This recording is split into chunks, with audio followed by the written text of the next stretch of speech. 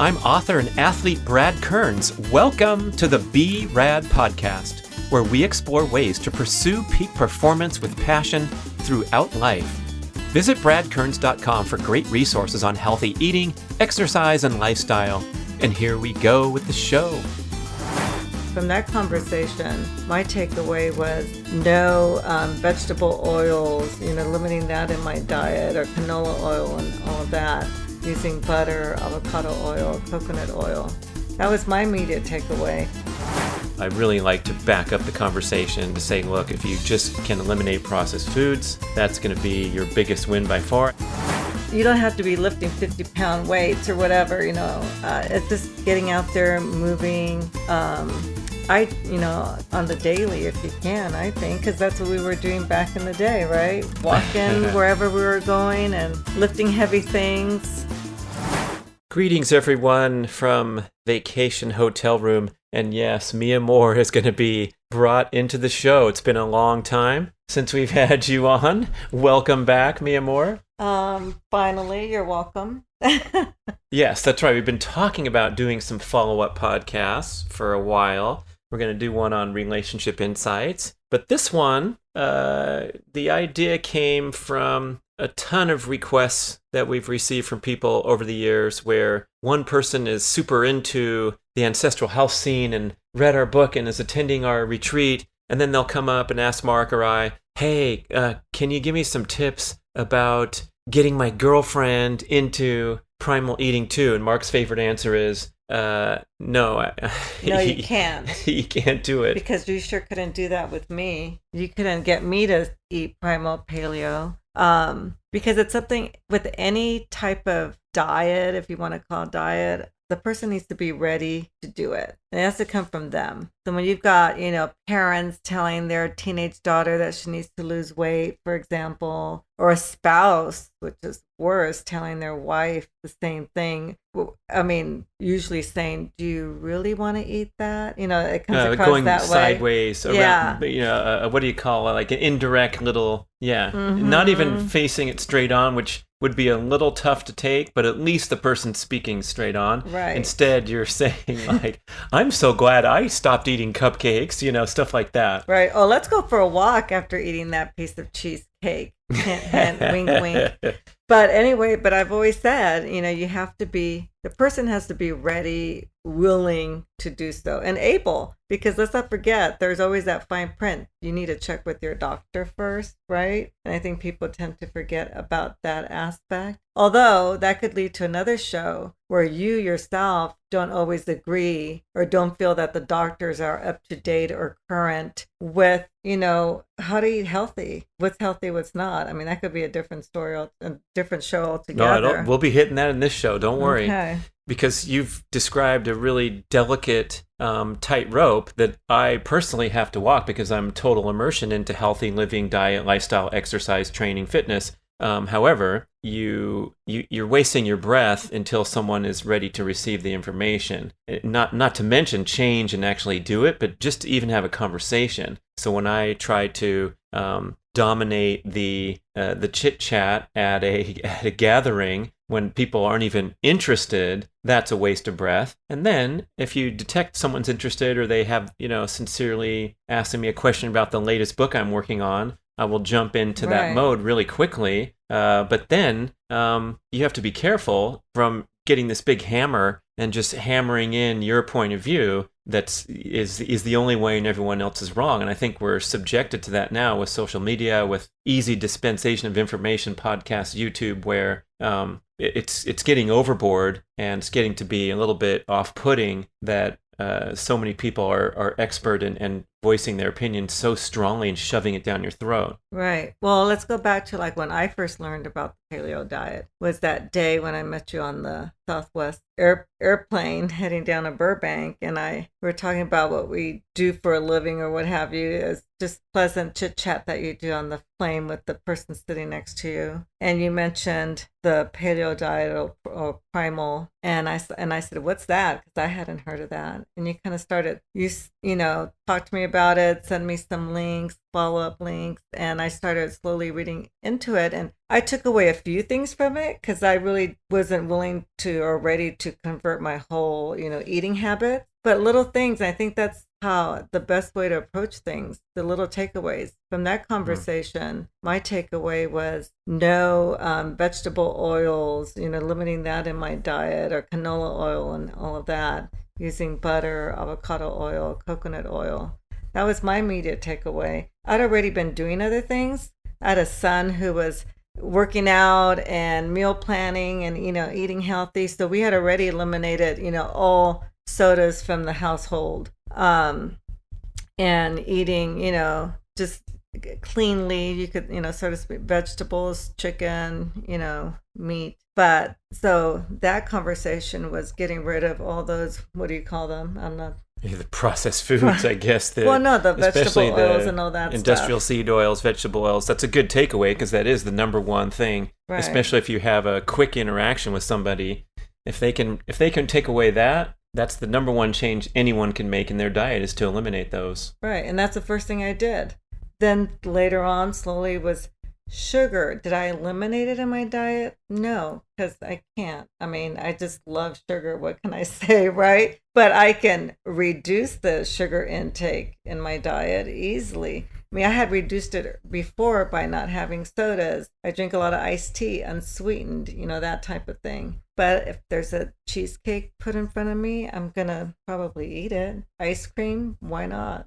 But again, that goes back to eating everything in moderation, which I don't know if you and I agree with that. You used to talk about, I don't think you were a big fan of that, because that's sometimes what doctors tell you. They'll say, oh, your cholesterol level is high, but, just limit this, that, or the other, or just eat it in moderation. Sometimes I think I would hear you say, just don't eat it at all. Yeah, it's a slippery slope when we traffic in these notions of allowing an indulgence here, an indulgence there, or even verbalizing that phrase, everything in moderation, starts to get me off now because the baseline is so disastrous and we have so much influence toward unhealthy eating, consuming processed foods driven by marketing forces, and engaging in all kinds of other unhealthy behaviors. And so if we walk around saying, hey, everything in moderation, we're talking about an average human who is the fattest, sickest in the history of humanity, history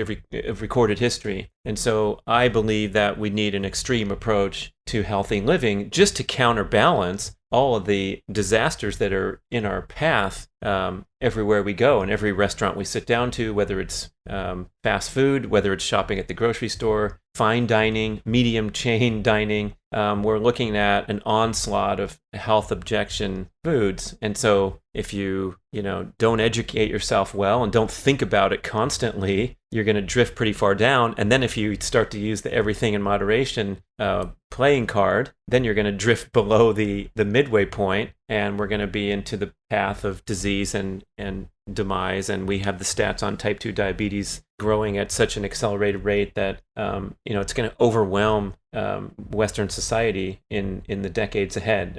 Dr. Doug McGuff, in his book Primal Prescription, cites research that it'll bankrupt the United States Treasury. Caring for type 2 diabetics alone will destroy the healthcare system as well as the entire government due to the cost of caring for people. Right. And what you're saying about the processed food, to me, the biggest, I noticed, I'm speaking for myself here, because I'm not one that can speak about other people, but for myself, eliminating fast food, because I used to eat a lot of it, either as a kid or traveling for work for years. It was pretty easy when you arrive late to a city to grab a whatever Carl's Jr. chicken sandwich.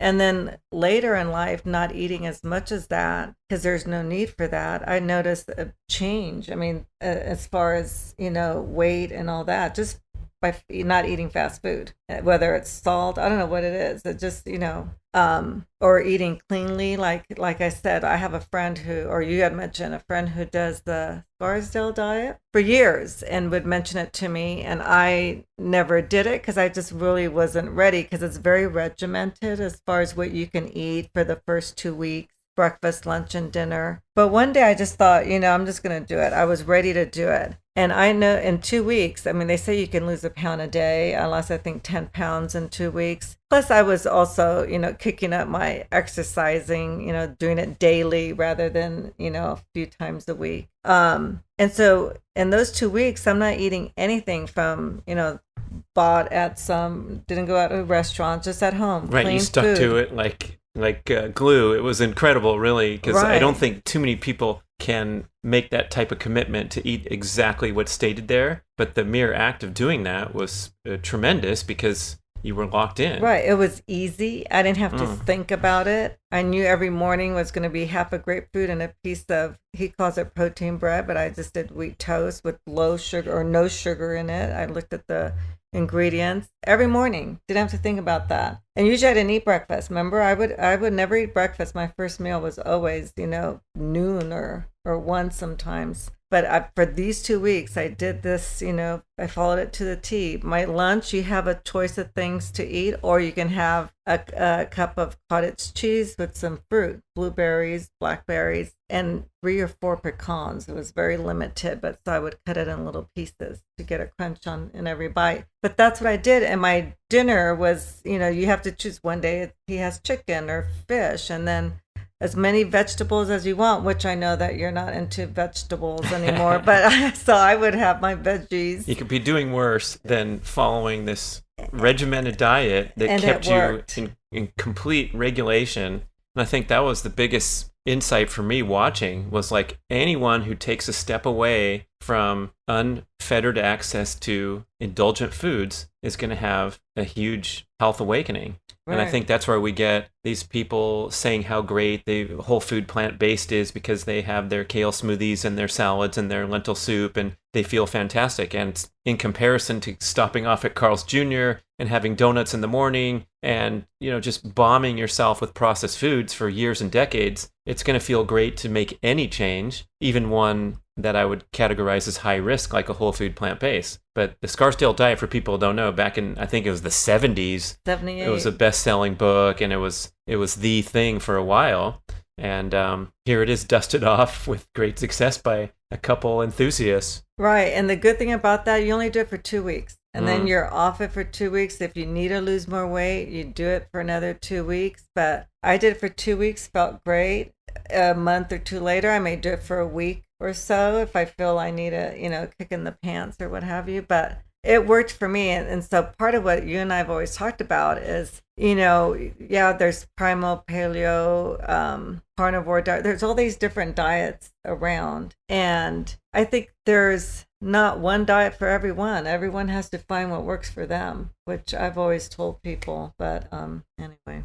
Well, I mean, the more sophisticated the discussion gets, it seems like a lot of people are landing on that insight that there's a lot of personalization that is necessary. And so it's a big vote for having the courage to experiment for a month and see what happens. And if you're suffering from nagging autoimmune and inflammatory conditions and digestive disturbances, and nothing's done well with traditional treatment, medication, or just that you've been hanging with this stuff for years and decades, a 30-day restriction diet, the carnivore being the best and easiest one to follow, that it eliminates all those plant toxins. There's thousands and thousands of people reporting amazing health turnarounds. Now, should they stay on that forever, or should anyone think that's the end all? Of course not. But if you got troubles, the first thing to do is eliminate processed foods. Then you're going to feel fantastic. And then we have these additional tiers. But I'm getting frustrated with all the kind of hair splitting that's going on as we deeply immerse into this. And so I really like to back up the conversation to say, look, if you just can eliminate processed foods, that's going to be your biggest win by far. I had Dr. Robert Lustig on the show, author of Metabolical, The Hacking of the American Mind, many other best-selling books, regarded as one of the world's leading anti-sugar crusaders. And he said, backed by great research and his career reputation, he said, if you simply eliminate processed foods, you can't get fat. You can't become obese. You can't get metabolic syndrome, because our body does a wonderful job regulating our caloric intake of nutritious, wholesome foods. And anyone can relate here, because you don't go to the omelet bar and have too many omelets and then be patting your stomach and feeling terrible. It's really difficult to eat too many steaks and walk away feeling bad, as opposed to, oh, I just finished another pint of ice cream after my long, busy, stressful day where I didn't really nourish myself well. Those are the foods that are easy to overeat and get stuck in that spiral of needing more and more of them because your body is not processing energy very efficiently. And the less you eat of those, the more guilty you feel when you do eat a piece of cake or whatever. I know I do, because I'm not eating as much as that. Oh, so you're saying, like, now that you've cleaned up your diet, let's say, you notice that you're making a departure rather than just like, sure, I'll reach for anything. It's like, okay, I got you. Yeah. Well, it's my birthday month, so I can, that's the excuse when it's my birthday month. And interestingly, you seem to weather whatever treat, like you don't notice any adverse effects, where I sometimes feel like crashed and burned if I do go and hit the ice cream really hard when we're going out to one of the gourmet ice cream shops. I kind of feel like, oh boy, but you seem to have no problem. No, probably because I eat more of it than you do. Well, again, there's that personalization, and if we tested your genetics and the number of amylase genes, you have 23 and I have 7 or something. Right. We're making that up, but like some people can handle a high carbohydrate intake more than others. Right. But something else I'm going to go back to when I was doing that Scarsdale diet, it was more than just the food. It was also like my day change during those 2 weeks. I'm one that always stays up late. And what happens when you stay up late? You get the munchies. And at that point, you're not going to cook something healthy. You're going to reach into the cupboard and see what's there, right? I know some people say they eat cereal, right? Because it's easy. Someone may take a scoop of the ice cream that's in the fridge. You never know. Or beef jerky, which is what I've done sometimes because it's there. Just you're munching, or popcorn, our favorite, with lemon olive oil instead of butter. But still, so I stay up late and I'm munching. That also adds calories to you, and you're not burning those calories. So with this diet that I was doing, I'm eating that breakfast, after my workout in the morning, that, little breakfast. Then I have my lunch.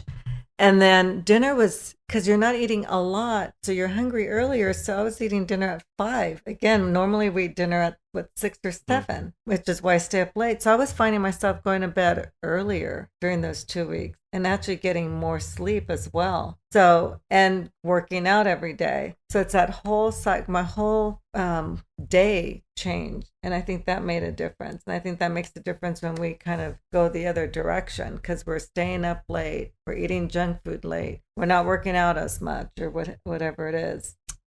There's tons of research suggesting that eating after dark is adverse to your digestive circadian rhythm, which is so tied into your circadian rhythm overall.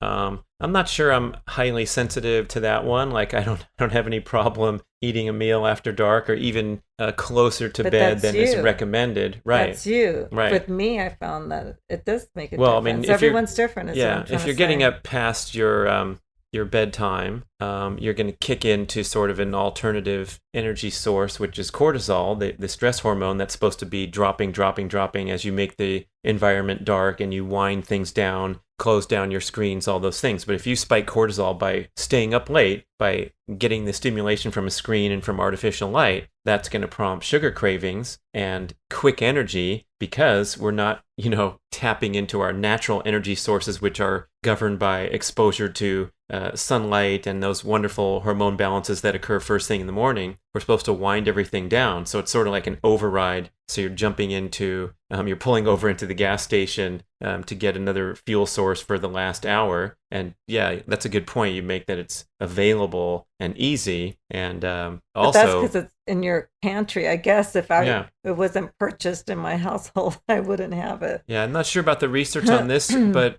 maybe it's that we really want sugar at those times and the quick, easy to digest stuff, rather than is making some scrambled eggs as appealing at 10:30 at night as popcorn. Probably not. It is for my son. My oldest, I'll find him at 10:30 at night making scrambled eggs after hour He's to a got video many more hours gaming. of gaming, so that's kind of he needs some nutritious food. Okay, so we have sort of a nice overview and status report where the couple has obviously been discussing these things and living out our healthy lifestyle dreams over the last 5-6 years, right? And I think maybe with this show, maybe we can kind of role play here where I take you a little deeper into the wonderful immersion of ancestral health principles, and then you could see sort of how that flies with your own personal experience coming from,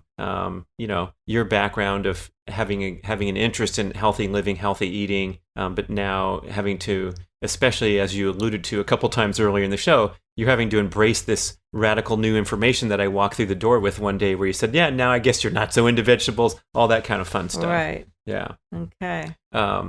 So I think as we sort through, let's say, the best-selling diet books of the last 5 decades and what the trends and patterns have been, there's some pretty interesting trends that we really should educate ourselves about and understand where things are at. And one of them is this toppling of conventional wisdom that has occurred at an accelerated rate over the last 20 years with the rise of the internet and the ancestral health movement and so forth. But now what's coming to appear is that the U.S. government dietary recommendations, which, by the way, have been exported across the world to all other countries. We came up with this flawed science and questionable research and come out with the food pyramid back in the 90s and numerous iterations of it. And we're now realizing that the standard Western diet has been a widespread dismal failure, resulting in the fattest, sickest population in the history of humanity. And some of the highlights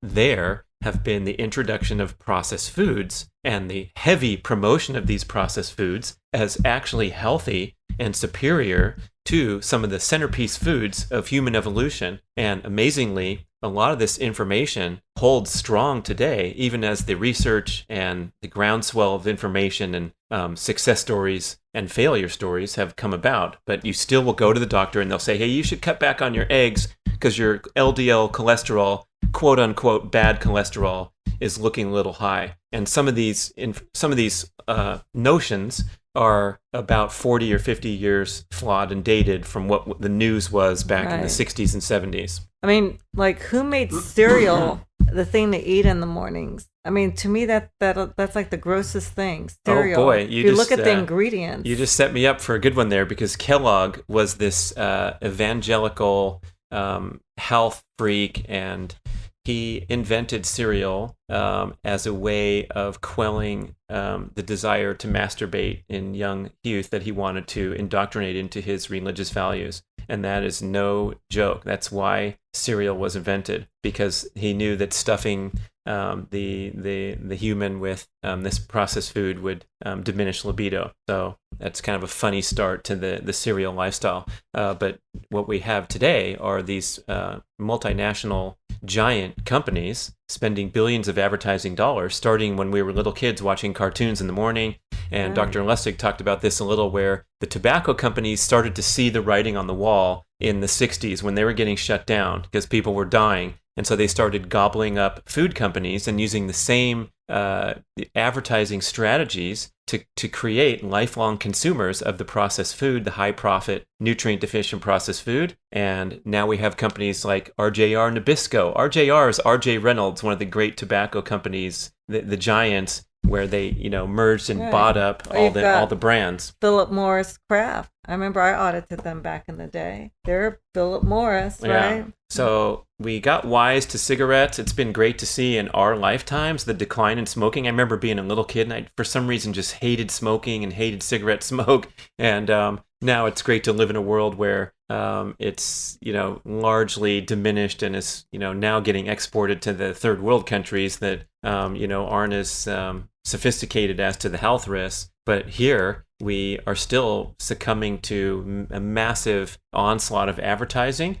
and flawed science and flawed government information. And then even the pillars of education, for example, like today when you go and get a degree in dietary science, nutrition, your certification are largely aligned with the government policies, the US RDA, dietary recommendations. And right, but let's go back there because I know you have your food pyramid and there's the U.S. food pyramid. I don't think the problem's with the food pyramid, really. I think it's the food that people are eating that are not really within the food pyramid. Do you know what I mean? It's like... Yeah, that's a good point. I mean, the biggest problem is you're not even on the pyramid, but Right. the pyramid itself is a disaster as well because it's recommending that you have grains as the centerpiece of your diet. And these are high-calorie, nutrient-deficient processed foods, whether they're whole grains or refined grains. They really have no place in the diet, and that's where the big fork in the road occurs with ancestral health movement and Marxists and Primal Blueprint, the early leaders, Rob Wolf. And if we go back with proper credit, there was a researcher named Boyd Eaton in 1988 put out a paper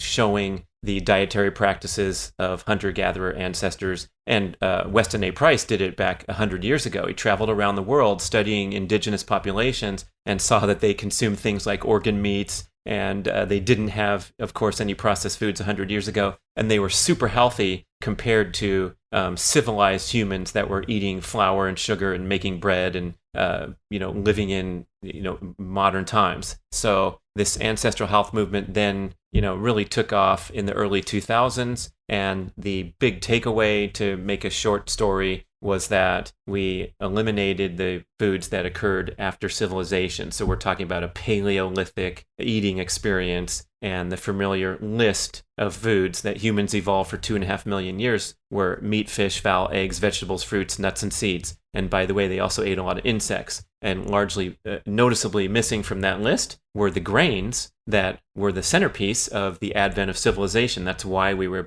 able to become civilized, is we started to cultivate corn, wheat, and rice across the globe. Then we could grow crops, live in one space, advance society, and also get much less healthy because these calories were going in that were not hunter-gatherer fare, which are vastly more nutrient dense. And so a grain-based diet has been really the biggest disaster, and also including the refined industrial seed oils as we went away from natural fats that we used to cook with and eat. And remind me again the bad thing about grains. Well, they're high calorie, high carbohydrate, very little nutrition in comparison to a steak, an egg, a sardine, a salmon, the true nutrient dense foods of the earth, fruits. And so basically we're filling up our mouths with a lot of calories that don't do much for us besides overwhelm the delicate system of insulin production, because we're not used to, as humans, we're not used to ingesting 100, 200 grams, 300, 500 grams of carbohydrates in a day. Okay, but what if there are all these other countries that rice is a staple in their diet? They're not obese. You don't have a lot of obesity there. Is it they're more active, probably out walking and working the fields, whatever it is? Is that the difference? What? Yeah, very good question. It's really what we get into these days are the back and forth about people citing an attribute of the Mediterranean diet or the traditional Japanese diet, and look how long they live and look how much healthier they are. And so we can pick and choose all kinds of positive attributes and negative attributes of any civilized. No one's perfect. Even the longest lived humans in the secret pocket of the Blue Zones, which is a popular book and lifestyle movement where they went and found areas where there was a lot of people living to 100. And it's been, widely criticized and discredited by people that object to it. And then it's been widely touted as like the greatest thing. And this whole industry has been built around the Blue Zones. And I like to look for common ground so we don't just argue all day long, and realize that people who live to be 100, they're doing a lot of things right. One of them is picking the right parents, because it's now known that there's a lot of people that can live to 100. I'm sidetracking for a moment, but it's interesting to note there's like 500,000 people alive today around the world that are over 100. Wow. However, how many people live to be 110? Very, very few. There's 17 or something right now. So there's 500,000 live to 100. 110 ain't happening. And with the research on the super centenarians, it's called 110 plus, the genetic attributes are so profound that it's almost like you're not going to get there unless you have the genes and all these awesome lifestyle habits. Of course, there's probably a lot of people that have super centenarian genes that live to be 73 because they smoked and did whatever. There's the French lady, didn't she smoke? Jean Calment, yeah, Yes. she smoked. She quit smoking when she was like 115 or something like that. Right. She finally quit. Anyway, back to the. Well, no, I'm going to talk about my grandma too. My great grandmother lived to be over 100, and she had a shot of some hard alcohol every night, and that's what she attributed her long life to. A great grandmother living to be over 100 is a stunning performance, because I said today there's a 500,000 centenary in 2022, but if this great grandma was living coming into the 20th century and that's it, when did she die around? I'd have to ask my dad. So is it in the 18s and 19s then, if she's your great grandma? That's incredible, because back then, yeah, maybe she was one of the few around, sure. So the what I was saying before I got excited about the 100-year-old people was, so we're looking at all the attributes of different diets and different cultures and trying to get these common ground. I think clearly the lack of processed foods gives you a fighting chance to have a long, healthy, happy, productive life. And so anyone who's consuming these modern foods that have accelerated in their offerings in the last 30, 40, 50 years, that's a disaster. You're just slashing your lifespan every single day that you pull into Carl's Jr. or Ben & Jerry's pints or the potato chips and the stuff that's going in. So, we're past the point of optimal longevity potential because we have way more processed foods than our parents even and our grandparents. So that's the first note. And the second one is because you asked about the presence of grains and how they're a big staple in civilized society across the world, and they have been for 10,000 years. So again, this is how civilization started, was the ability to grow wheat, rice, and corn. And so we don't want to go back to hunter-gatherer times where we're all going around looking for food for 5 or 6 hours every day. That's what the Hadza in Tanzania are doing right now, and the other primitive populations around the globe. They're super healthy. They have amazing statistics, but they're also having to get up and look for food all day. So assuming we want to exist wonderfully in modern life and enjoy our lives the way we are, looking to an ancestral diet has become very popular for a lot of reasons. One of them is that the food is more nutritious and it's more aligned with our human genetic expectations for health. So like in the Primal Blueprint, where we had to initially present this very controversial and difficult to sell story, we're talking about how we evolved as Homo sapiens, and before that, Homo erectus. So we've been around for millions of years eating these kinds of foods: meat, fish, fowl, eggs, vegetables, fruits, nuts, and seeds. If you look at that list and calculate what carb level is in that list, it's, by comparison to today, a very low carbohydrate diet. You get plenty of carbs from fruits and vegetables and so forth, but by comparison to having grains being a centerpiece of all meals all day long around the world, that's a big shift, and it's getting us back closer to our human genetic expectations for health, which are not to slam orange juice, toast, oatmeal with brown sugar on top, and all those things that we've come to see as routine. Okay. So as you can tell, listeners, I'm trying to sell the story, and that's what the fun of the show that I thought would be. How does that fly to you? And that ancestral example of eating, I think, it's the centerpiece of the movement. So it's a pretty important thing to grasp, especially when I wasn't really aware of evolutionary anthropology to the extent where we had this big fork in the road. What's his name? Jared Diamond, Nobel Prize winning UCLA professor, best-selling author. He said it was the greatest shift in the history of humanity was the shift away from hunter-gatherer lifestyle to civilized lifestyle. And with that was the greatest shift in dietary practices in the history of humanity too. And we're having a difficult time dealing with it based on the global statistics of obesity and those population Right. statistics. And then a shift in activity level too, I would think, from Yeah. hunter-gatherers to So civilization. if you look at this ancestral health movement, and we'll talk on the other aspects like diet, sleep, circadian rhythm, we've talked a little bit, but we're talking about getting back to the original, human healthy lifestyle, and of course making all the adaptations into modern life because we're not living in caves anymore. So instead, we hear a show from a sleep expert saying we want to have your room temperature down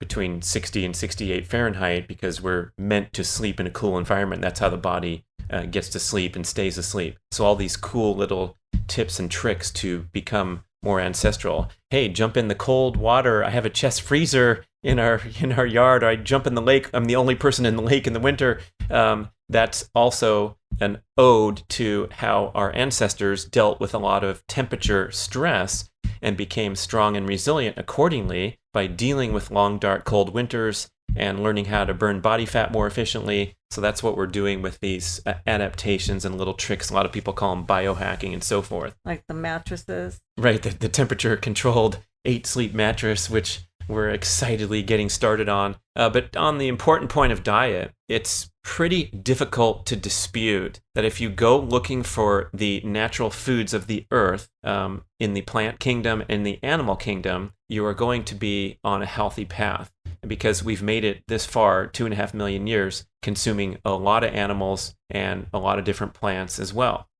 People who are objecting to our egg consumption or consuming red meat because it's so unhealthy and it's going to clog your arteries and give you a heart attack are, I would say gracefully, nicely, you're kind of rejecting the evolutionary anthropology model, which is the longest and most severely scrutinized scientific study in history. So it's known, it's not disputed, it's known that we did eat a lot of meat and eggs and fish. And in fact, the access to this nutrient-rich food that's found in animal foods was what allowed us to grow a bigger and more complex brain and branch off on the family tree from our ape cousins. Today, the gorilla spends 11 hours a day consuming around 40 pounds of plant matter, chewing it and digesting the fiber and getting what minimal nutrition it needs to fuel a brain that's a third of the human size. And so that's an illustrative example of how important and valuable it is for us to find the most nutritious foods to fuel the brain as well as the body. You sold me right there with that statement. With the gorilla? Yeah, why do we want to be like a gorilla? Come on. So here's where the problem occurs, I think, or the sticking point is the industrialization of our food supply today. And you can go watch a documentary of how nasty the animals are treated and all the crap that they feed the cows in today's feedlots and make a decision, oh my gosh, I'm never eating that garbage again. I'm just going to stick to kale smoothies, salads, and stir fry and be more healthy and be more sustainable and more clean. And the experts in the ancestral health realm will help you counter all those objections. Paul Saladino has great shows talking about regenerative agriculture, where the cows, when they're allowed to live in their natural habitat and their natural manner, they sequester carbon into the earth. So they're doing like a net positive for the greenhouse gas rather than this horrible, you hear about them farting and causing a huge problem for climate change and all that. And so I think we can reconcile the objections to eating animal foods by finding the very best sources of animal foods available today, the most sustainable, you would call it. Pasture-raised eggs. Yeah, there you go. So pasture-raised, that term implies that the chicken was out running around, eating grass, eating worms, eating insects, and developing this egg that is way more nutritious than the chicken that's fed in the chicken coop who lives in a tiny little cage. They keep the lights on 24/7 so the chickens don't go to sleep because they can't sleep if it's light. And then they feed them hormones, pesticides, antibiotics so they grow really big. The guys I just had on the podcast, Meat Mafia, they have a graphic on their Instagram where the size of the chicken in 1940s was like 2 pounds, and now it's 10 pounds. Wow. Because they stuff these up and they breed them genetically, and so it really is highly objectionable. And they sell them to Costco for rotisserie and people chicken. like those bigger ones because they look like they're getting more meat. And then you go to the farmer's market and you find a truly pasture-raised chicken from a local farmer, and it's tiny, and it's $17 instead of $5.95 at Costco. So there's some budget concerns. There's a lot of concerns about, speaking of sustainability, if everyone all of a sudden went to this ultimately highly sophisticated, animal-based, organic diet, We'd run out. we wouldn't be able to support, Right. especially the population today at 7 billion. When our fathers were born, it was 2 billion, and now it's 7 billion. So we got all kinds of issues. But when it comes to scrutinizing your own diet and trying to be as healthy as possible, that's where we can try to focus in and say, let's find the most nutritious foods that are the easiest to digest, that don't cause problems, and they're minimally processed, minimally labeled, frozen, packaged, Right. boxed, wrapped, all that crap. Well, I don't know if you're going to talk about this on this show, but I was really fascinated when you started talking about or interviewing folks also about who were carnivore, and the reason they went carnivore was to either there was an anti-inflammatory reason or that people that had certain autoimmune diseases. I found that pretty fascinating. Me too, because I was hit with these insights in 2019. So I feel like I was really on this ancestral health kick for many years since hooking up with Sisson in 2008. And prior to that, I was saying, kind of like you described at the outset of the show, like, oh, I was very health conscious since I was 18 years old. As far as diet, I read all the books. I tried to get the best whole wheat bread and whole wheat pasta and stay away from the Wonder Bread and find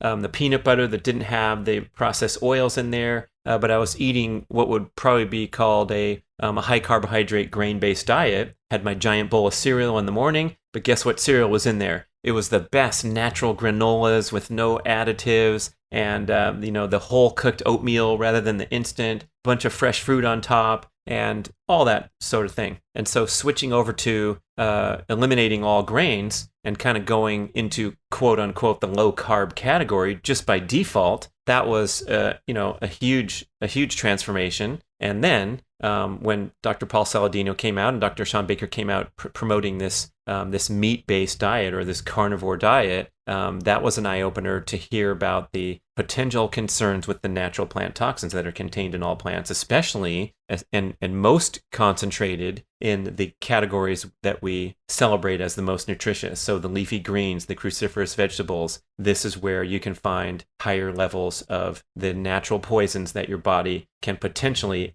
react adversely to in the form of autoimmune and assorted inflammatory conditions, as well as digestive complaints like gas, bloating, transient digestive pain, problems with elimination, which are so common that I believe most people just think that they're normal, and you're going to go through the month, let's say, or the year with some rough days where you're bloated, you're that not was feeling you good. when I met you. Yeah. And you were eating all these stir fries with cabbage and kale or giant all that salad, stuff. giant stir fries. Then I got going on my green smoothie from the viral YouTube video of Dr. Rhonda Patrick showing how she's stuffing in all this raw celery, spinach, kale, beets, and carrots. And so in raw form, the plant toxins are especially concerning because they haven't been treated, processed, and neutralized. And throughout history, what humans have done with plant material is prepare them so that they can be ingested without killing us. So if you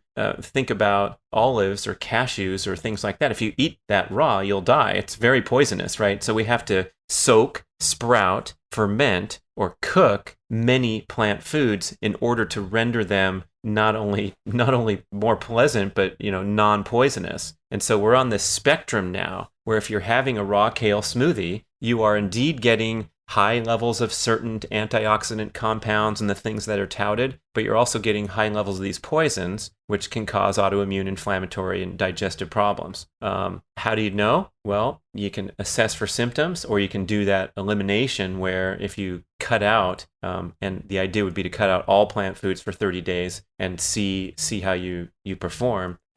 That'll be good indicators. And then when you're scrutinizing your plant intake, again, for the first time, because this is sort of new information to me, you can start to tier your risk factors, I guess. Cooking things well will neutralize more plant toxins. Of course, it lowers the nutritional value when you cook anything. That's why these raw food diets have been popular over time, where people contend that they're getting the most nutritious sources because they didn't cook their kale. But that's, again, a very high risk situation. And so my smoothie, to finish the point here, I would drink it and then my stomach would pop out for 4 hours every single day. And it would be kind of sore to touch and be sticking out. then it would finally correct and I'd be okay. And then I finally had that awakening, like, this can't be healthy, even though it's supposed to be super healthy. And there's all kinds of scientific papers showing how healthy the raw kale is and all that. And that was a nice, kind of transition to be a little more sensible with these, extreme efforts to be healthy. Right. But it doesn't affect everyone the same way. Right. And so if you have the genetic makeup or whatever your good fortune is, you have an intact gut lining is another big one. So if you have some leaky gut symptoms that have developed over a lifetime, you're going to find you're allergic to 27 different foods from your food test, and you got to watch out for this and you got to watch out for that. And that could be attributed upstream to having a gut that's inflamed and dysfunctional and allowing in unwanted agents into the bloodstream to prompt allergic reactions. So once you get super healthy and heal your gut, heal your inflammation, including all your other lifestyle habits that promote inflammatory balance, then you might be more resilient with your diet. Like your example, I think you can go have your cheesecake and ice cream because you have good gut function and a basic level of general health. Same with skipping a night of sleep. I don't know how you can do that, but you seem to do it just fine. Well, I've never skipped a night of sleep. I may just get 4 hours the day before an early morning flight because I'm packing. That's about that it. would put me out for the entire vacation probably.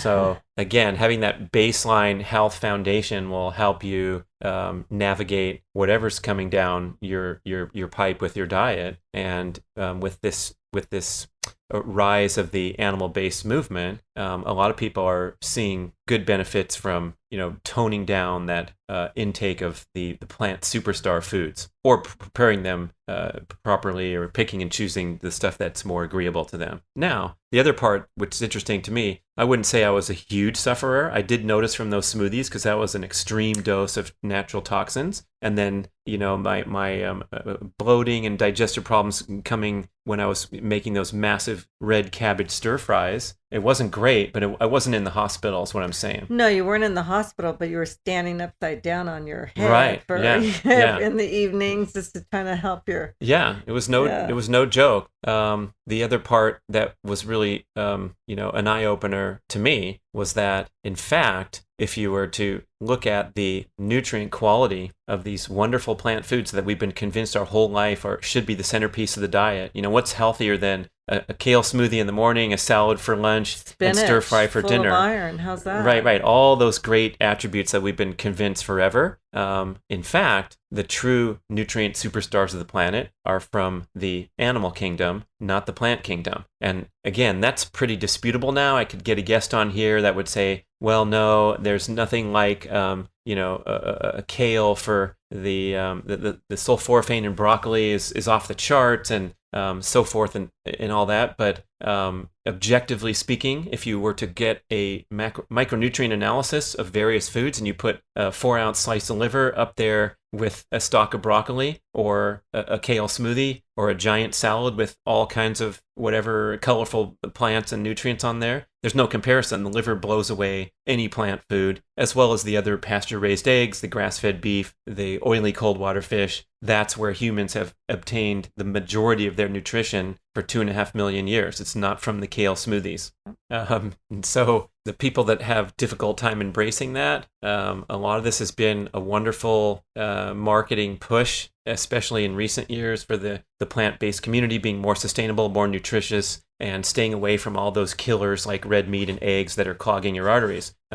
That's been unfortunate because it's just not grounded in good science, and it's a lot of unwinding and deprogramming, even today in traditional educational paths or in the physician world, where I take a special exception because your MD has not necessarily obtained any training whatsoever in nutrition. Maybe one class. Maybe one class, yeah. Dr. Joy Kong, the stem cell doctor, she said she had like one, not a semester class, but one day of class where they talked about nutrition at UCLA Medical School. Wow.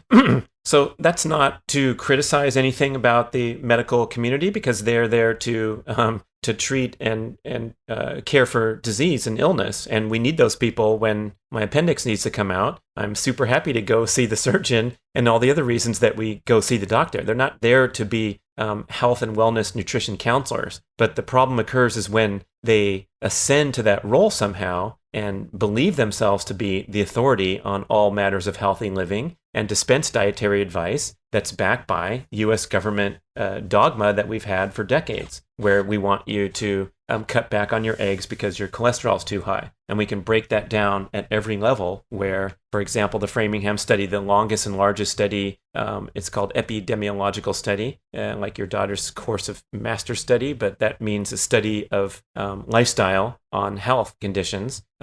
It's been going for something like 80 years, and they've concluded there's no correlation between dietary cholesterol intake and blood cholesterol levels. So if you cut back on your dietary cholesterol, your body will just make more because it's an important component for all manner of hormonal functions and making sex hormones and all these important things. And so same with the red meat causes cancer headline that's been pounded into our heads for decades. It's just not associated with anything that could be called respected science. What about organ meat and cholesterol level or cancer causing? What's the science there? Because, Yeah, I mean, the problem with a lot of the scientific conclusions that the government has been touted as policy for the last many decades is that all this research comes in the crucible of unhealthy modern lifestyle habits. So if you have a high processed foods diet that also happens to be high in red meat, you are going to cause all kinds of trouble for those eggs and those steaks that get washed down with 7-Up and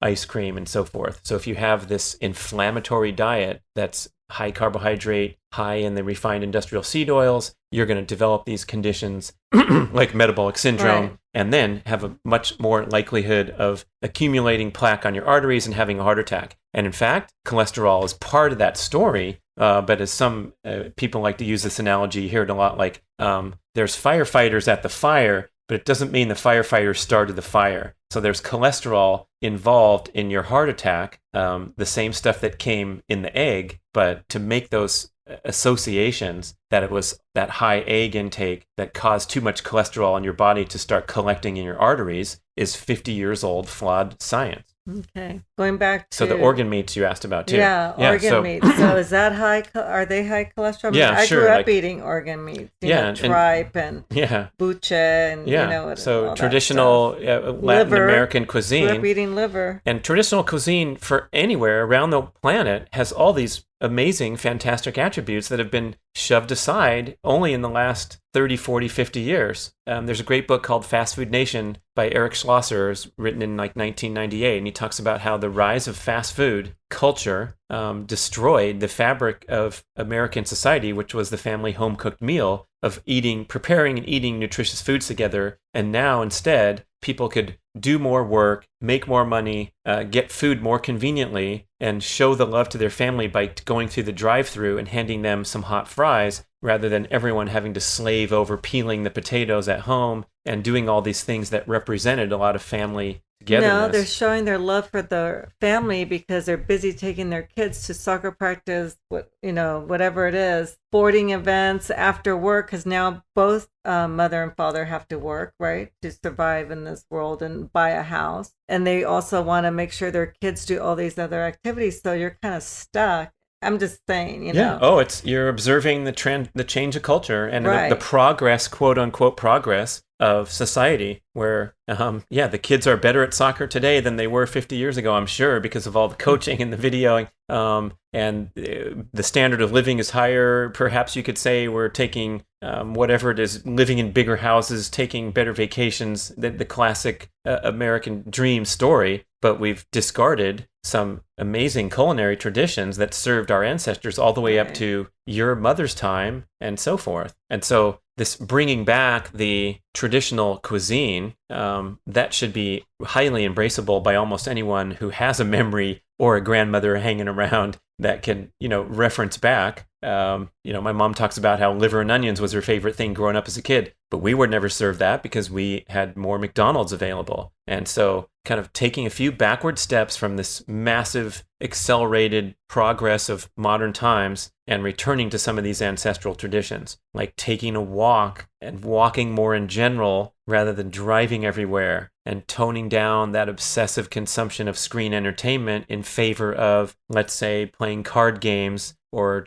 doing art or doing some family togetherness where you're actually communicating rather than everyone interfacing with the screen. And then when it comes to food, like appreciating that local movement, which is great, that's come about now. And, people are trying to source local. A lot of times that gets unfortunately interwoven with like a plant-based and staying away from the local animal products. But all in all that stuff is good. And, we're compelled to, I think, wake up to these big picture ideas that you got to stay away from that processed food because it's going to kill you. And we've all been touched. Every single family has been touched, and every individual has been touched either personally or in, with loved ones with cancer, heart disease, and the major killers of modern times, which are, largely preventable and unnecessary. That's who said it? Maybe it was McGuff. Like 97 or 99% of all cancers are lifestyle related, and 1% are genetic.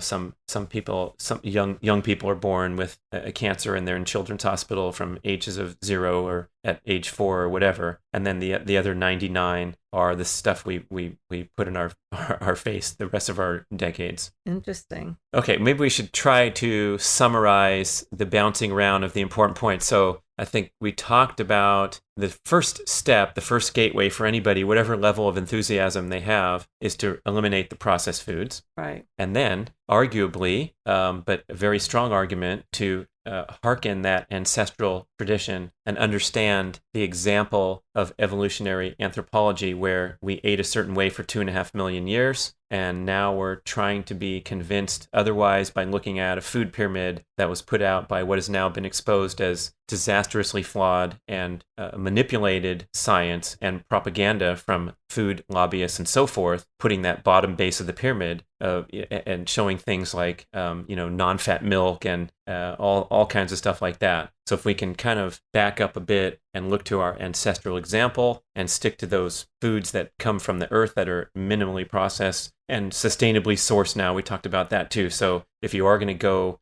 embrace red meat and eggs and fish, especially fish with all the concerns about pollution and all that, you're making good choices with the most nutritious foods on the planet. You can go download the Carnivore Scores food rankings chart that is present on our refrigerator at bradkearns.com, and that will show you how to prioritize the most nutritious foods. So we talked about that, and getting more movement in. We didn't talk about fitness and exercise and all that stuff, but if we want to get quick there, a lot of experts are now contending that just moving more is more important and more beneficial to health than hitting this hardcore devoted exercise regimen where you're getting yourself to the gym at 6 a.m. several days a week and you're working out for an hour, and then the rest of your life is on the subway, in the office, or on the couch. Right. Just moving around more is a better win than getting your points at the gym. I mean, you can go to the gym. Like, I like to go and take classes, and these classes kind of do an all over. You could do a little bit of cardio work, not heavy, some weight work. It's all about just doing,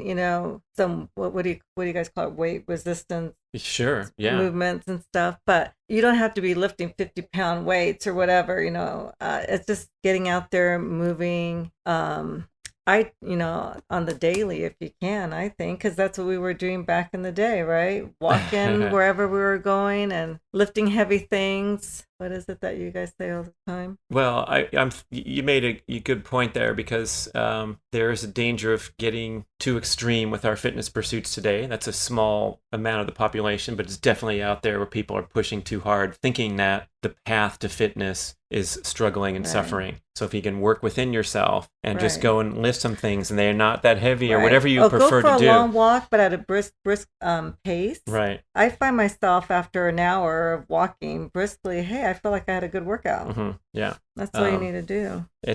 I think there's a lot of benefits to doing things that are super brief and also explosive and high intensity. So we need to challenge ourselves in order to age gracefully. Otherwise, we're just going to get a little slower and a little less balanced and a little less functional with the passing of time. And so that's the whole primal blueprint fitness template was to move around a lot, put your body under resistance load, lift some heavy things or light things in your example. Right, light things. A lot of light, light things, but repetitive. Yeah. And then finally do something explosive. And so that could mean a set of kettlebell swings where you can only do it for 10 or 15 seconds because it's too difficult and you got to stop. Or sprinting on the bike. Yeah. We have the Carol bike, which is a wonderful technology because the whole workout's only 8 minutes and it includes 2 20-second sprints. And if you go all out, even for a short time like that, you get tremendous fitness benefits in a different way than taking that hour walk. Right. They're both super important. Well, that's one workout. I like the 15-minute workout. Yeah, it's just has like short and 20 challenging. Sprints.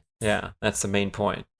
And then finally, we talked about a little bit of circadian rhythm in terms of eating and as well as just living in that way where we want to tone things down after dark because that's when our genes expect us to wind down and start making the sleepiness hormones and start, just turning the brain down and getting a good night's sleep. And so the way to do that is to minimize your technology, your stimulation, and your light sources in the home in the hours before bed. And that one's pretty difficult with all the stuff we're dealing with in modern times. You're staying up late packing. You need the light bright so you can see the right clothes to bring. And I think, interestingly, for both of us, like, we have no problem falling asleep, even if we've been watching a show right before it goes, right before bedtime. I'm tired. I need to go to bed. It can be right after a show. I don't need this perfect wind down where I'm meditating for the final 30 minutes. So that's good. But a lot of people struggle with sleep. And then we're talking about a whole different story. Right. No, I know you, when it's 10 o'clock, all of a sudden, I know your whole body, I could see your whole body just shuts down. I mean, you're done. I feel drugged when it's 10 o'clock. I really do. I'm like, I can't even talk. My speech pattern goes off. Yeah, which is a nice gift. And it starts first thing in the morning. Setting your circadian rhythm starts first thing in the morning by exposing yourself to direct light and getting those hormones switched on, which will then, however many hours later, start to recalibrate because you have aligned yourself with the rising and setting of the sun. Wow, did we cover a ton on this show? If it was a flight, it would have already landed. They'd be kicking us off very Southwest. Organized, but that's all right.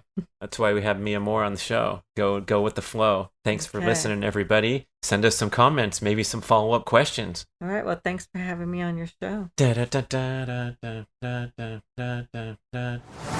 Thank you for listening to the show. I love sharing the experience with you and greatly appreciate your support. Please email podcast@bradventures.com with feedback, suggestions, and questions for the Q&A shows.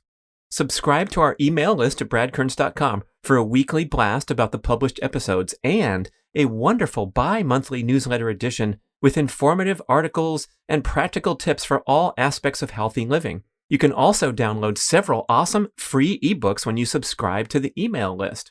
And if you could go to the trouble to leave a 5 or 5-star review with Apple Podcasts or wherever else you listen to the shows, that would be super incredibly awesome. It helps raise the profile of the B.rad podcast and attract new listeners.